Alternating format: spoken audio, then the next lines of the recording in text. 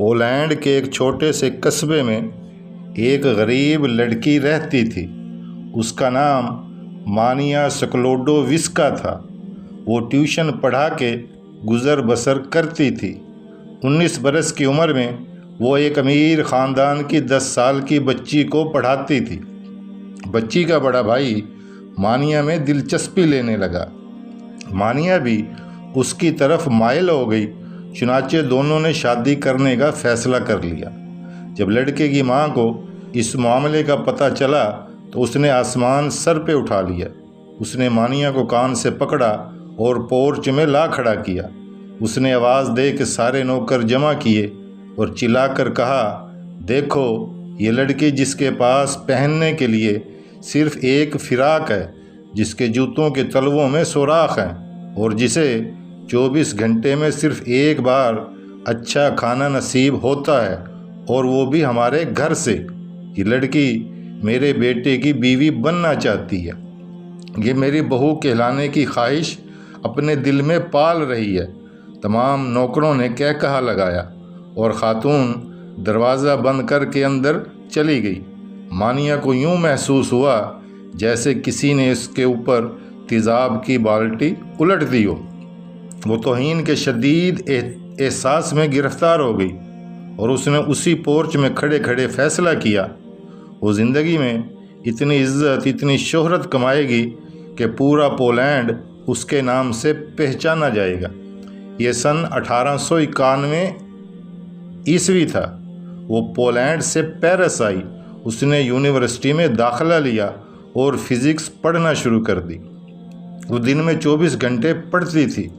اس کے پاس پیسہ دھیلا تھا نہیں، جو کچھ جمع پونجی تھی وہ اسی میں گزر بسر کرتی تھی۔ وہ روز صرف 1 شلنگ خرچ کرتی، یعنی چند پیسے۔ اس کے کمرے میں بجلی، گیس اور کوئلوں کی انگیٹھی تک نہیں تھی۔ وہ برفیلے موسموں کی راتیں کپ کپا کر گزارتی تھی۔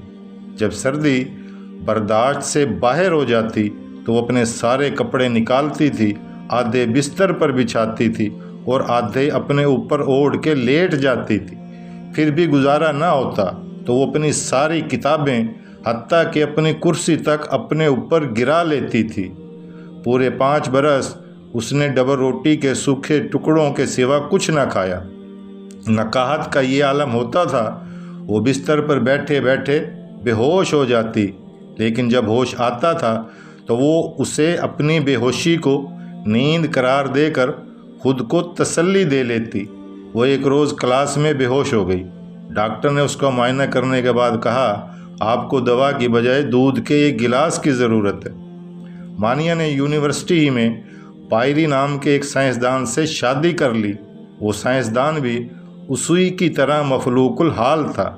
شادی کے وقت دونوں کا کل اثاثہ 2 سائیکل تھے۔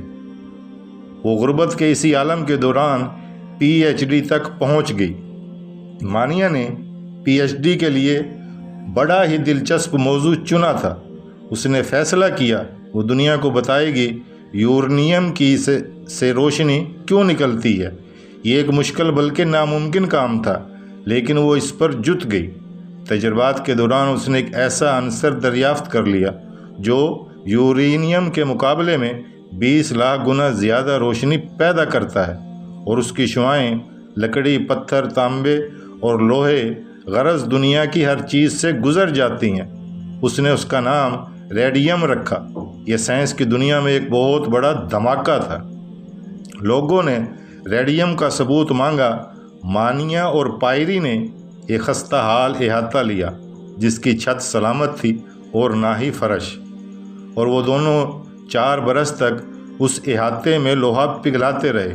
ان دونوں نے تنو تنہا 8 ٹن لوہا پگھلایا اور اس میں سے صرف مٹر کے دانے کے برابر ریڈیم حاصل کی۔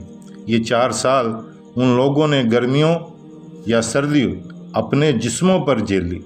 بھٹی کے زہریلے دھوئیں نے مانیا کے پھیپھڑوں میں سوراخ کر دیے، لیکن وہ کام میں جتی رہی اور اس نے ہار نہ مانی، یہاں تک کہ پوری سائنس مانیا کے قدموں میں جھک گئی۔ یہ ریڈیم کینسر کے لاکھوں کروڑوں مریضوں کے لیے زندگی کا پیغام لے کر آئی۔ ہم آج جسے شعاؤں کا علاج کہتے ہیں یہ مانیہ ہی کی ایجاد تھی۔ اگر وہ لڑکی 4 سال تک لوہا نہ پگھلاتی تو آج کینسر کے تمام مریض مر جاتے۔ یہ لڑکی دنیا کی واحد سائنسدان تھی جسے زندگی میں 2 بار نوبل پرائز ملا، جس کی زندگی پر 30 فلمیں اور سینکڑوں کتابیں لکھی گئیں، اور جس کی وجہ سے آج سائنس کے طالب علم پولینڈ کا نام آنے پہ سر سے ٹوپی اتار کر پولینڈ کو سلام عقیدت پیش کرتے ہیں۔ جب دنیا نے مادام مانیہ کیوری کو اس ایجاد کے بدلے اربوں ڈالر کی پیشکش کی تو اس نے پتہ ہے کیا کہا؟ اس نے کہا میں یہ دریافت صرف اس کمپنی کو دوں گی جو پولینڈ کی ایک بوڑھی عورت کا مفت علاج کرے گی۔ جی ہاں، وہ امیر پولش عورت جس نے کبھی کیوری کو کان سے پکڑ کر باہر نکال دیا تھا، وہ عورت اس وقت کینسر میں مبتلا ہو چکی تھی اور وہ اس وقت بستر مرگ پر پڑی تھی۔ یہ ہے عزم اور حوصلے اور ہمت کی داستان کہ انسان اگر کسی چیز کا فیصلہ کر لے، اس کا عزم اگر مضبوط ہو، پھر دنیا کی بڑی سے بڑی مشکل بھی اس کا راستہ نہیں روک سکتی۔ اللہ تعالی ہم سب کو اچھے کام کرنے کی ہمت کے ساتھ، ایمانداری کے ساتھ اور انسانیت کی بھلائی کے لیے کچھ نہ کچھ کرنے کی توفیق عطا فرمائے۔ اگر یہ بات اچھی لگی ہو تو اس کو ضرور آگے شیئر کریں۔